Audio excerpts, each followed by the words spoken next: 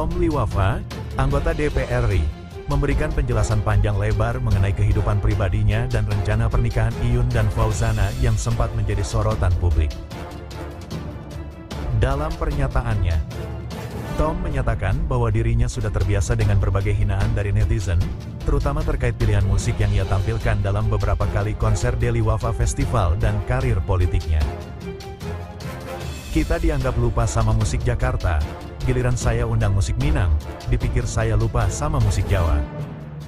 Tapi ya sudah, biasa difitnah, ujarnya. Ia menyebutkan bahwa sebagai seseorang yang berasal dari daerah, ia ingin memajukan industri kreatif dan musisi melalui pemerintahan.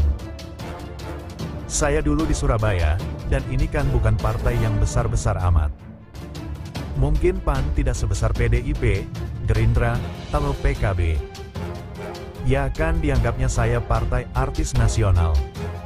Ya saya nggak apa-apa, tandasnya. Tom mengaku bahwa meski dihinakan, ia tetap percaya diri dan menganggap kritik sebagai bagian dari perjalanan. Tom, yang lahir dan besar di Mojokerto, menjelaskan latar belakang hidupnya. Saya ini orang kampung, rumah saya itu di Mojokerto. Dulu saya tidak berasal dari sekolah favorit. Dari madrasah ibtidaiyah sampai kuliah, semuanya biasa-biasa saja. Ia juga menceritakan perjalanan hidupnya yang tidak mudah, termasuk bagaimana ia berjuang untuk bisa menjadi anggota DPR RI. Ketika ada yang menghina saya terima. Dulu saya hitam, kurus, gondrong, ya semua itu bisa berubah. Yang penting kita punya modal untuk merubah penampilan, tukasnya. Dalam pandangannya, tidak ada orang yang jelek, hanya saja kesempatan dan dukungan yang berbeda. Saat ditanya netizen tentang rencana pernikahan Iyun dan Fauzana, Tom mengatakan bahwa ia mendukung sepenuhnya keputusan tersebut. Mas Iyun itu pintar. Kecerdasan dia luar biasa, dan pengalaman kita mungkin lebih banyak. Tapi kalau soal kecerdasan, saya tidak meragukan dia, bebernya. Tom mengungkapkan bahwa pernikahan tersebut bukan hanya sekedar acara, tetapi juga mencerminkan dukungan dari keluarga dan teman. Kalau ditanya kapan, saya akan bilang bahwa kita tidak perlu terburu-buru. Semua ada waktunya. Kita percaya pada takdir dan keputusan yang terbaik, tukasnya. Dalam kesempatan itu, Tom juga mengungkapkan pandangannya tentang kehidupan sederhana yang ia jalani. Ia menekankan pentingnya nilai kesederhanaan dalam hidup, terutama di tengah kesibukannya sebagai anggota DPR. Yuk kita simak lagi berita terbaru yang kedua.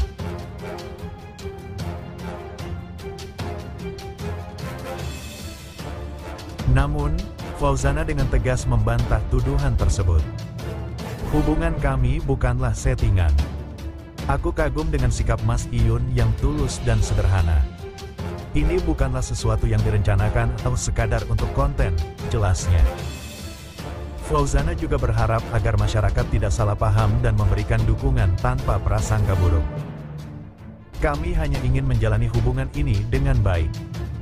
Saya harap netizen bisa memahami dan mendukung tanpa menuduh yang bukan-bukan, tambahnya.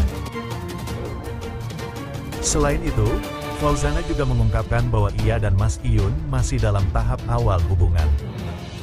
Kami baru saling mengenal selama sebulan. Wajar jika kami belum berani bertemu secara langsung karena masih dalam proses mengenal satu sama lain, katanya. Ia juga menyatakan bahwa Mas Iyun adalah orang yang sangat berhati-hati dan tidak ingin terburu-buru dalam mengambil keputusan.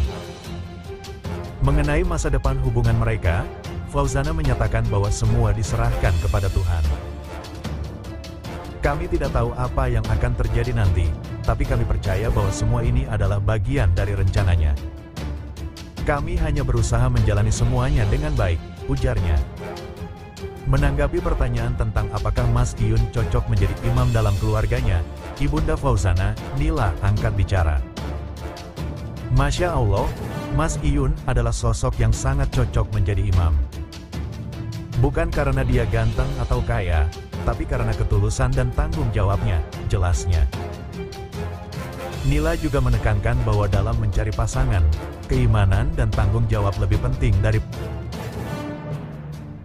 Makna Sobat Ngarit kini tengah dicari oleh banyak orang usai viral di media sosial TikTok. Bahkan, istilah Sobat Ngarit ini sudah sampai disebut saat rapat DPR berlangsung. Sebab, Sobat Ngarit ini dianggap sebagai contoh yang bagus dalam memotivasi perkembangan dalam kehidupan bermasyarakat. Istilah Sobat Ngarit bermula dari seorang pemuda sederhana bernama Iyun. Untuk selengkapnya, simak makna Sobat Ngarit dan juga profil dari Mas Iyun dan Fauzana, antara lain. Sobat Ngarit sendiri merupakan gabungan dari semua orang yang terus berjuang